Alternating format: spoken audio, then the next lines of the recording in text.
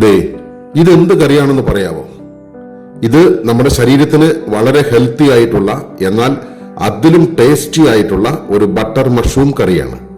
ഇത് നമുക്ക് വീട്ടിൽ എളുപ്പത്തിൽ ഉണ്ടാക്കിയെടുക്കാൻ പറ്റും. ഇപ്പൊ ഈ മഷ്റൂം എല്ലാം അടുത്തുള്ള കടകളിലെല്ലാം വാങ്ങിക്കാൻ കിട്ടും. അപ്പൊ അത് വാങ്ങിയിട്ട് ഇടയ്ക്കൊക്കെ ഒന്ന് ഉണ്ടാക്കി നോക്കണം, കാരണം ഇതിന് അത്ര രുചിയാണ്. മഷ്റൂം നമുക്ക് കഴുകിയെടുത്ത് അത് ചെറുതായിട്ടൊന്ന് അരിഞ്ഞെടുക്കാം.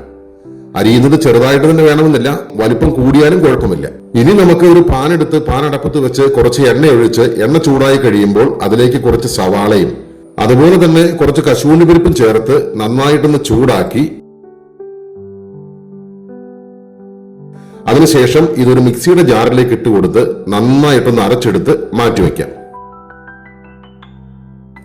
ഇനി നമുക്ക് അതേ പാനിലേക്ക് കുറച്ച് ബട്ടർ ഇട്ട് കൊടുക്കാം.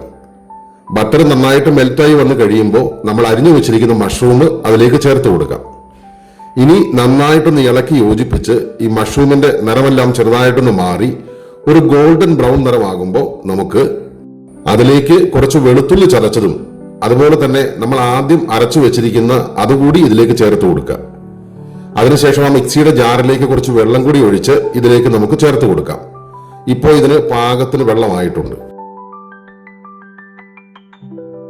ഇനി നമുക്ക് ഇത് നന്നായിട്ടൊന്ന് ഇളക്കി യോജിപ്പിച്ചതിന് ശേഷം നമുക്ക് അതിലേക്ക് കുറച്ച് മഞ്ഞൾപ്പൊടി, കുറച്ച് മുളക് പൊടി, കുറച്ച് മല്ലിപ്പൊടി, കുറച്ച് ഗരം മസാല, പിന്നെ കുറച്ച് ചില്ലി ഫ്ലേക്സും ഇത്രയും ചേർത്ത് കൊടുത്ത് ഒന്നുകൂടി നന്നായിട്ടൊന്ന് ഇളക്കി ഒന്ന് വേവിക്കുവാനായിട്ട് വെക്കാം. പാകത്തിന് ഉപ്പ് കൂടി ചേർത്ത് കൊടുത്ത് നന്നായിട്ട് വെന്ത് വന്നു കഴിയുമ്പോൾ അതിന്റെ മുകളിലേക്ക് കുറച്ച് മല്ലിയില വാരി വിതറിയാൽ ദേ നമ്മുടെ ബട്ടർ മഷ്റൂം കറി റെഡി ആയിട്ടുണ്ട്.